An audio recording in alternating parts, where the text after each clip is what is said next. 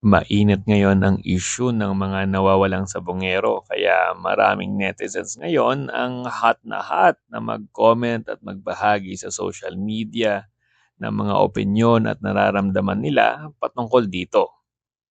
Matatandaan na kamakailan lang ay siniwalat ng isang whistleblower na si alias Totoy na patay na ang mga sabongero at ang kanilang mga labi ay matatagpuan sa Taal Lake.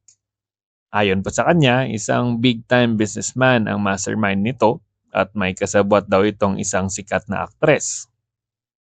As of this posting, may natagpuan ng sako sa Taal ang mga otoridad na may lamang kumpirmadong mga buto ng tao. Gayunpaman, this case remains unsolved. Kasabay nito, maraming netizens ang nagpahayag ng galit online. Marami ang nagtuturo kung sino ang may sala. May mga nag-aakusa ng inside job, may mga nagsasabi na tiwaling opisyal daw may kinalaman, o kaya yung basic na akusasyon, mga pulis daw yung may kasalanan. Meron pa nga nagsabi na alam na pala bakit hindi pa hulihin? Inihintay pa bang makatakas o makalabas na bansa? Unfortunately mga bossing, the law does not work that way. In fact, pwedeng-pwede kayong mabalikan ng cyber libel kung hindi kayo maingat sa mga comments nyo, lalong-lalo na sa sensitibong kaso ng mga sabongeros. Mga bossing, welcome sa Lex Talk. Ako si Lex Tito at ngayon ay bibigyan nyo kayo ng pandagdag kaalaman para sa maingat at responsableng pag-comment sa social media at para namang maging ligtas kayo sa cyber libel. In fact, hindi nyo lang ito magagamit sa mga issue kagaya ng sa sabongero, kundi para sa pangkalahatang pagkomento at kahit pa sa pagmamarites. So, simulan na natin. Mga bossing, delikado ang emosyon plus internet. Sa sobrang dami ng mga opinion online, hindi maiiwasan ang mga comment gaya ng yung hepe talaga ng pulis yan. Sure ako kasabot yan. O kaya, yung artista talaga yan Wala lang gusto magsalita dahil takot sila. O kaya, yung may-ari yan ng sabungan. I'm sure may tinatago yan. 'Di ba? Sa sobrang crowded ng opinions online, hindi mo talaga maiwasan ang madala. Pero bossing, delikado ang mga ganyang pahayag lalo na kung wala tayong hawak na ebidensya. From the perspective of a lawyer, pag sinabing ebidensya, it has to be logical and it has to be reasonable. Sa puntong ito, kahit pa may whistleblower na nagsabi ng kung sino ang mastermind at kahit pa may natagpo ang sako ng mga buto sa Taal, ito lang naman talaga ang totoong kumpirmado. Number 1, missing ang mga sabongero. Number 2, may bangkay na nakuha sa Taal Lake. Wala nang iba pang napatunayan so far as of now. 'Di ba? Kasi totoo naman, missing naman talaga sila. At totoo namang may bangkay naman talagang nakuha sa Taal Lake. Pero gayon pa man, hindi pa kilala kung kanino yung bangkay. Hindi pa established na sa missing sabongeros ngayon. Kasi of course, common sense would dictate na kailangan ng DNA, dental records, o di kaya identifying marks para ma-establish na isa nga sa mga sabongero ang bangkay na nakuha sa Taal. Another is wala pang kumpirmadong koneksyon ang bangkay at ang mga suspects.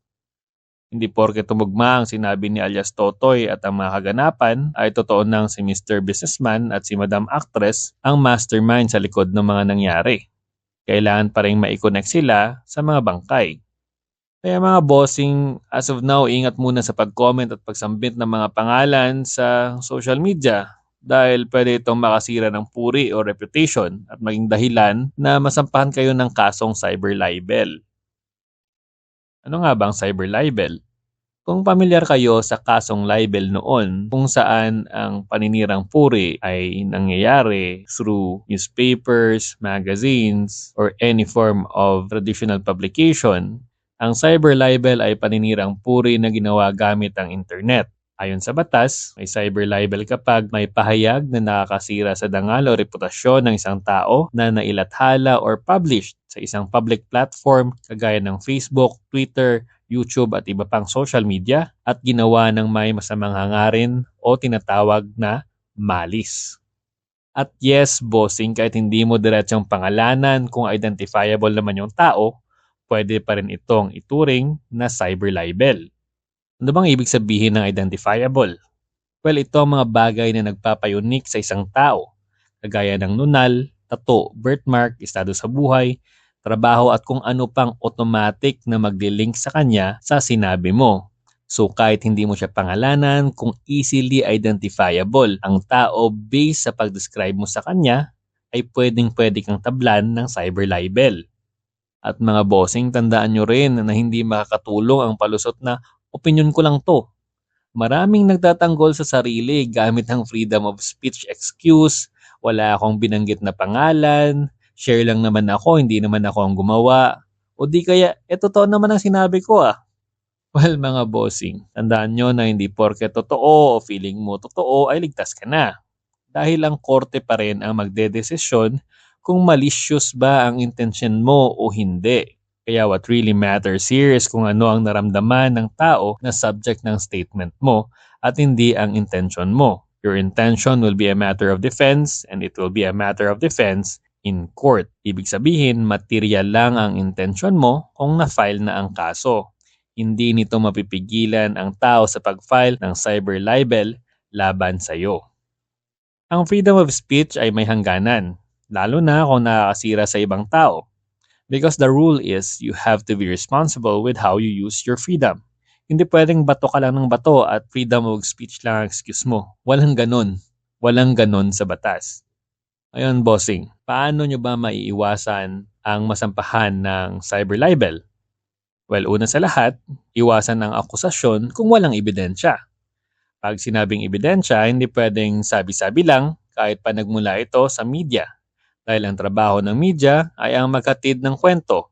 Hindi ito final, hindi ito inclusive. Ang mga balita ay laging nagsisimula sa investigasyon at natatapos kapag lumabas na ang findings ng otoridad at nakahatol na ang korte. Hindi pwedeng midway mag-assume ka o declare mo na si Mr. Businessman o kaya si Madam Actress, sila talaga kaya dapat hulihin na sila. Hindi ganyan yon. Dapat may ebidensya at dapat that evidence is logical and reasonable. Siyempre, para makaiwas ka sa cyber libel, kailangan mo na rin mag-think before you comment. Nako, minsan talaga, no, common sense is not so common, pero yun, think before you comment, lalo na sa mainit na issue gaya ng sabongeros kasi hindi pa tapos ang investigasyon. Next, kung magpahayag ka ng saloobin, gawin ito sa mahinahon at marespetong paraan. Wala naman kasing problema sa ganun, di ba? Wala namang mawawala sa'yo. Pero more importantly, kung hindi ka sigurado, manahimik ka na lang. Hindi naman kasi lahat ng bagay kailangan mong i-post. Hindi naman lahat ng issue ay dapat komentahan, lalo na ang pakialaman. Basically, keep your thirst for validation or whatever yung trauma mo dyan to yourself kung wala kang sapat na ebidensya. Chill ka lang and aralin mo muna. Now mga bossing, whatever you're feeling and whatever you are thinking are perfectly valid. Natural lang magalit, mainis o maawa kapag may balitang gaya ng mga sasabongeros. Pero tandaan natin na hindi excuse ang emosyon para maging pabaya sa batas. Isang comment lang, isang share lang, maaaring mauwi sa demandahan. Kaya sa uli, tanungin natin ang ating mga sarili bago tayo mag-post or mag-comment. Legal ba to? Nakakasakit ba? May ebidensya ba ako? Or makakabuti ba ito? Alalahanin palagi na sa panahon ng social media, bawat salita mo ay maaaring ebidensya.